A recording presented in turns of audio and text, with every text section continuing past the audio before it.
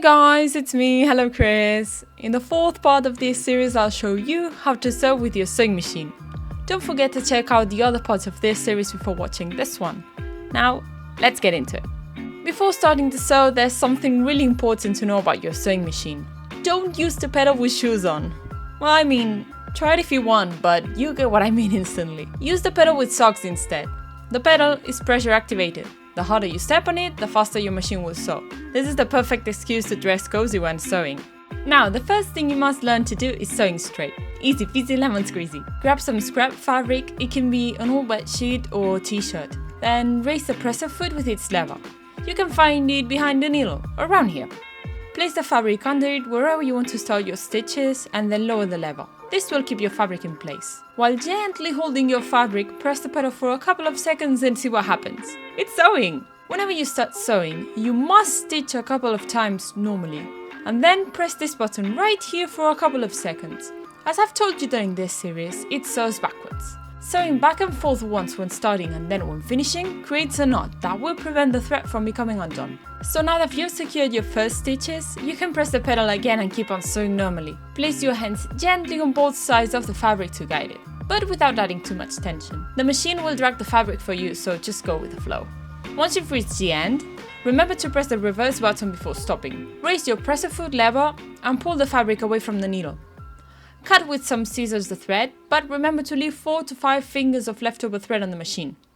If not, you'll have to rethread your machine again, and it's really a pain when you're starting to sew. You've just sewn for the first time, how do you feel? This is only the beginning of your journey. Now I'll teach you how to sew two things together. Let's say I want to sew this piece together. I'll fold my fabric in half for this. Place the fabric under the sewing needle and lower the presser foot, and sew the same way you did before. When sewing two pieces together, keep in mind the seam allowance. You hear that word a lot when watching tutorials. The seam allowance is the space between the end of the fabric and the stitches. You have to leave always some extra space so your stitches don't come undone. You can't sew straight on the edge. On your sewing machine, there are some visual marks that mark the different seam allowances, like this picture here. Remember that when you cut a pattern, some already include the seam allowance, but there are some that don't. So make sure you check that before cutting your fabric. If the pattern does not include the seam allowance, just cut an extra centimeter around the pattern. So now that you know how to sew straight, sew things together, and the importance of seam allowances, let me show you the second most important stitch. My sewing machine lets you choose between 99 types of stitches, but out of all of this, I only use the straight stitch and the zigzag stitch. To change between stitches, select them with the arrows. The sewing needle will move around to place itself in position. Keep in mind that some stitches require a different presser foot. You can see which one it is because they are marked with letters both on the presser foot and on the screen.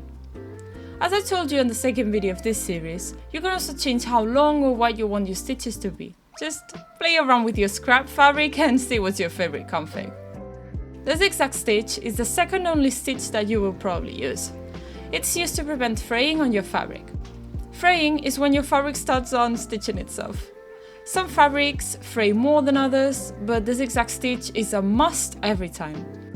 There are different kinds of zigzag stitches, but the most commonly used is the one on the right, with a triangle shape. On this machine in particular, there are also silly stitches. These are mostly used to decorate your fabric, whether it's napkins or underwear. You can decorate anything with silly stitches. Look at these puppies! At last, I'll show you how to undo stitches.